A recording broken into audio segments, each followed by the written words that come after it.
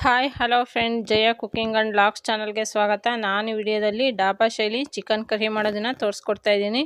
Video ನೋಡೋದಕ್ಕಿಂತ ಮುಂಚೆ ಯಾರಿನ್ನೂ ನಮ್ಮ ಚಾನಲ್ಗೆ ಸಬ್ಸ್ಕ್ರೈಬ್ ಆಗಿಲ್ವ, ಪ್ಲೀಸ್ ಸಬ್ಸ್ಕ್ರೈಬ್ ಆಗಿ. ಹಾಗೆ ವಿಡಿಯೋನ ಸ್ಕಿಪ್ ಮಾಡದೆ ಪೂರ್ತಿಯಾಗಿ ನೋಡಿ.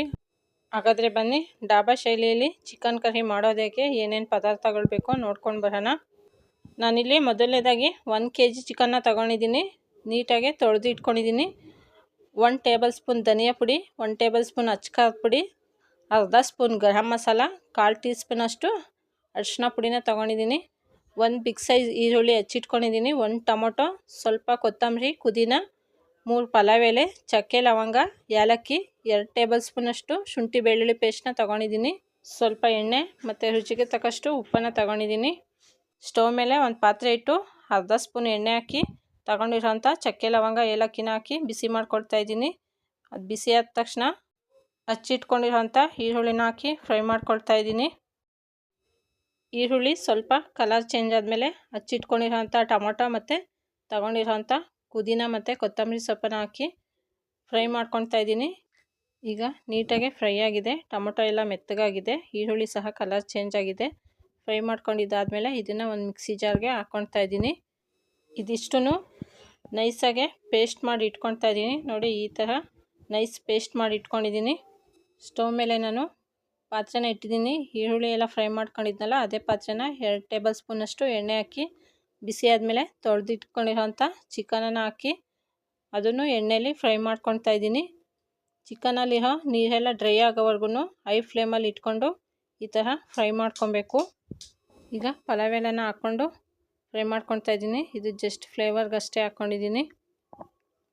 ಚಿಕನಲ್ಲಿರೋ ನೀರೆಲ್ಲ ಡ್ರೈ ಆದಮೇಲೆ ರುಚಿಗೆ ತಕ್ಕಷ್ಟು ಉಪ್ಪನ್ನು ಹಾಕ್ಕೊಳ್ತಾ ಇದ್ದೀನಿ. 2 ಟೇಬಲ್ ಸ್ಪೂನಷ್ಟು ಶುಂಠಿ ಬೆಳ್ಳುಳ್ಳಿ ಪೇಸ್ಟು, ತಗೊಂಡಿರೋಂಥ ಮಸಾಲ ಪುಡಿನ ಹಾಕ್ಕೊಳ್ತಾ ಇದ್ದೀನಿ. ಮಸಾಲ ಪುಡಿಗಳನ್ನ ಹಾಕಿದ ಮೇಲೆ ಸ್ಟವ್ನ ಸ್ಲಿಮ್ಮಲ್ಲಿ ಇಟ್ಕೋಬೇಕು, ಇಲ್ಲಾಂದರೆ ತಳ ಹಿಡಿಯುತ್ತೆ. ಸ್ಟವ್ ಸ್ಲಿಮ್ಮಲ್ಲಿಟ್ಟು ನಾನು ಚೆನ್ನಾಗಿ ಮಿಕ್ಸ್ ಮಾಡ್ಕೊಳ್ತಾ ಇದ್ದೀನಿ. ಚೆನ್ನಾಗಿ ಮಿಕ್ಸ್ ಮಾಡ್ಕೊಂಡಿದ್ದಾದಮೇಲೆ ಮಿಕ್ಸಿನಲ್ಲಿ ರುಬ್ಬಿಟ್ಟಿರೋಂಥ ಮಸಾಲೆ ಪೇಸ್ಟನ್ನು ಹಾಕ್ಕೊಳ್ತಾ ಇದ್ದೀನಿ. ರುಬ್ಬಿರೋಂಥ ಮಸಾಲ ಹಾಕ್ಕೊಂಡ್ಮೇಲೆ ಮತ್ತೊಂದು ಸಲ ಮಿಕ್ಸ್ ಮಾಡ್ಕೊಳ್ತಾ ಇದ್ದೀನಿ. ಚಿಕನ್ ಕರಿ ಮಾಡೋದಕ್ಕೆ ನಾನು 1 kg ಚಿಕನ್ನ ಯೂಸ್ ಮಾಡಿದ್ದೀನಿ. ಅದಕ್ಕೆ ನಾನು ದೊಡ್ಡ ಗ್ಲಾಸಲ್ಲಿ 1.5 ಗ್ಲಾಸಷ್ಟು ನೀರನ್ನು ಹಾಕ್ಕೊಳ್ತಾ ಇದ್ದೀನಿ.